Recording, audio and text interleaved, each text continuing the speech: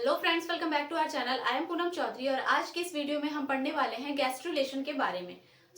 Gastrulation का process implantation के बाद होता है। जैसे ही ब्लास्टोसिस्ट का इम्प्लांटेशन होता है तो उसके अंदर कुछ चेंजेस आते हैं। हमारे पास ये ब्लास्टोसिस्ट था, इसके साइड वाले सेल को हम बोल रहे थे ट्रोफोब्लास्ट। ये था हमारा ट्रोफोब्लास्ट और इसके अंदर कुछ सेल ऐसे अरेंज हो गए थे जिसे हम कह रहे थे inner cell mass, ICM, inner cell mass. तो अब इसमें चेंजेस आएंगे, ठीक है। इम्प्लांटेशन के बाद ये जो इनर सेल मास होता है, इसके सेल्स कुछ ऐसे लॉन्ग लॉन्ग लॉन्ग सेल्स में अरेंज हो जाते हैं जिसे हम कहते हैं एपीब्लास्ट। और ये एपीब्लास्ट आगे जाकर हमारे जर्म लेयर को फॉर्म करता है, इक्टोडर्म, इंडोडर्म, मीजोडर्म। ओके, उसके बाद कुछ सेल ऐसे नीचे आते हैं और इस तरह के सेल बनाते हैं, एक लेयर बनाते हैं जिसे हम कहते हैं हाइपोब्लास्ट। तो इनर सेल मास के ही सेल अलग अलग तरह के सेल बनाते हैं, क्योंकि हमने पढ़ा था कि जो इनर मास सेल होते हैं उनके अंदर कुछ स्टेम सेल्स होते हैं जो प्लूरिपोटेंट होते हैं, मीन्स अलग तरह के दूसरे तरह के सेल्स को वो अराइज कर सकते हैं। उसके बाद ये जो ट्रोफोब्लास्ट होता है, इसी के सेल्स जो होते हैं वो मल्टीप्लाई करते हैं और कुछ इस तरह से बाहर एक लेयर बनाते हैं जिसे हम कहते हैं सिंसिशियो ट्रोफोब्लास्ट। मीन्स ये सेल नहीं होते, सिर्फ न्यूक्लियस प्रेजेंट होता है इसमें। मीन्स ट्रोफोब्लास्ट के जो सेल्स होते हैं उनमें सिर्फ कैरियोकाइनेसिस होता है, साइटोकाइनेसिस नहीं होता, जिसके वजह से ये लेयर बनता है सिंसिशियो ट्रोफोब्लास्ट। ओके, उसके बाद ये जो अंदर का लेयर है ट्रोफोब्लास्ट का, इसको हम साइटोट्रोफोब्लास्ट कहते हैं क्योंकि इसके अंदर सेल प्रेजेंट है। ये दोनों ट्रोफोब्लास्ट के ही लेयर होते हैं। तो ये बन गया हमारा। उसके बाद क्या होता है कि एम्ब्रियोनिक जर्म लेयर जो होते हैं, जैसे कि ये एपीब्लास्ट से जर्म लेयर बनेंगे, इक्टोडर्म, इंडोडर्म, वो सारे बॉडी के टिश्यूज बनाते हैं हमारे बॉडी का, क्योंकि अब ये ग्रो करेगा और एक फीटस में डेवलप्ड होगा, टिश्यूज बनाएंगे, फिर ऑर्गन बनाएगा, फिर ऑर्गन सिस्टम बनाएगा। तो यहीं से एपीब्लास्ट के सेल से ही सारे टिश्यूज फॉर्म करते हैं। ओके, उसके बाद process of formation of embryonic germ layer is known as gastrulation. Germ layer के फॉर्म करने के प्रोसेस को ही हम गैस्ट्रुलेशन कहते हैं। अब ये जो आपका है स्ट्रक्चर, वो कुछ इस तरह का बन जाएगा। ये जो एपीब्लास्ट के सेल हैं वो इस तरह अरेंज होंगे और एक कैविटी बनाएंगे। इस कैविटी को हम बोलते हैं एमनियन। ओके, और इसके अंदर एक फ्लूइड फिल्ड होता है जिसे हम कहते हैं एमनियोटिक फ्लूइड। उसके बाद ये जो आपके हाइपोब्लास्ट है, हाइपोब्लास्ट के सेल भी इस तरह अरेंज हो जाएंगे और एक कैविटी बनाएंगे। इस कैविटी को हम बोलते हैं यॉर्क सैक। और आपको पता है कि एम्ब्रियोनिक स्टेज में, अर्ली एम्ब्रियोनिक स्टेज में जो आरबीसी का फॉर्मेशन होता है वो यॉर्क सैक के अंदर ही होता है। फिर जैसे जैसे ऑर्गन्स डेवलप्ड हो जाते हैं तब जाके वो लीवर स्प्लीन में बनना शुरू होता है और अडल्ट स्टेज में जाके वो बोन मैरो में बनते हैं। तो यहाँ पर अर्ली एम्ब्रियोनिक स्टेज में यॉर्क सैक के अंदर आपके आरबीसी का फॉर्मेशन होता है। उसके बाद ये जो लेयर है ग्रीन वाला, इसको हम हाइपोब्लास्ट कह रहे हैं और इसी के सेल इस तरह अरेंज होकर एक कैविटी बना रहे हैं जिसे यॉर्क सैक कह रहे हैं।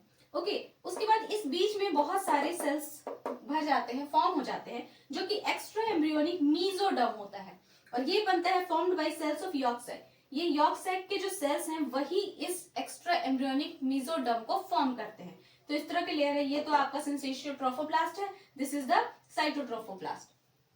ओके, अब क्या होता है कि cytotrophoblast, syncytiotrophoblast and extra embryonic mesoderm, ये तीनों मिला के, ओके, ये लेयर बीच का, ये लेयर और ये लेयर। ओके, ये जो लेयर है बीच का जो एक्स्ट्रा एम्ब्रियोनिक मीजोडर्म, उसके बाद ये वाला लेयर जो साइटोट्रोफोब्लास्ट है और ये वाला लेयर, इन तीनों को मिला के हम कहते हैं कोरियोन। ये तीनों मिला के फॉर्म करते हैं कोरियोन। ठीक है, आगे जाके ये ना ऐसे फिंगर लाइक स्ट्रक्चर में कन्वर्ट हो जाते हैं और वहीं से फिर प्लासेंटा का फॉर्मेशन स्टार्ट होता है। तो कोरियोन जो होते हैं यही फॉर्म करते हैं प्लासेंटा। ओके, अब गैस्ट्रुलेशन क्या होता है कि third week after the fertilization, जैसे ही मेल और फीमेल गैमीट का फर्टिलाइजेशन हुआ उसके थर्ड वीक, उसके बाद तीसरे हफ्ते में स्टार्ट हो जाता है गैस्ट्रुलेशन का प्रोसेस। मीन्स अब हमारे जर्म लेयर बनना स्टार्ट हो जाएंगे। तो क्या होता है कि इस तरह से हमारे जो एपीब्लास्ट है, ठीक है, ये वाला जो हमारा एपीब्लास्ट है, एपीब्लास्ट आपको दिख रहा है, ये सेल, यही इसी ने ऐसा कैविटी बनाया था। तो इसी के जो सेल्स हैं ये सारे हैं। अब ओके, अब इस एपीब्लास्ट में यहाँ पर एक देखिए कि नोड बन रहा है जिसे हम कह रहे हैं प्रिमिटिव नोड, है ना, ये प्रिमिटिव नोड है और यहाँ से एक स्ट्रीक बन रहा है ऐसे रास्ता। अब क्या होते हैं, इसको प्रिमिटिव स्ट्रीक कहते हैं।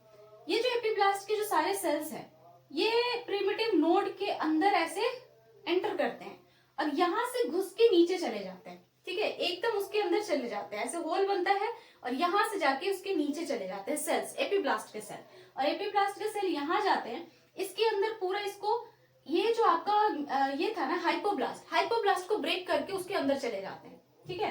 तो क्या होता है कि movement of cells of epiblast and formation of germ layer is called gastrulation.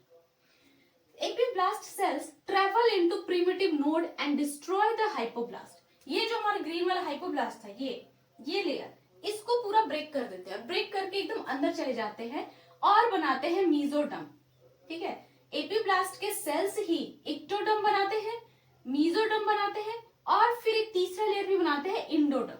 तो एपीब्लास्ट के सारे सेल्स जो होते हैं वही तीनों लेयर बनाते हैं और इसी लेयर के फॉर्मेशन के प्रोसेस को हम गैस्ट्रुलेशन कहते हैं।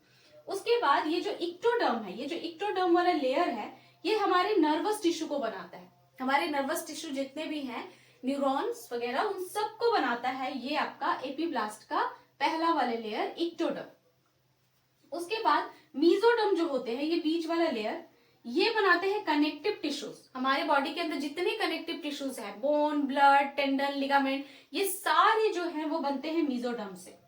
और इंडोडर्म क्या बनाता है, ये मस्कुलर टिश्यू बनाता है, हमारे सारे मस्कुलर टिश्यू जो हैं वो सब बनते हैं आपके इंडोडर्म से।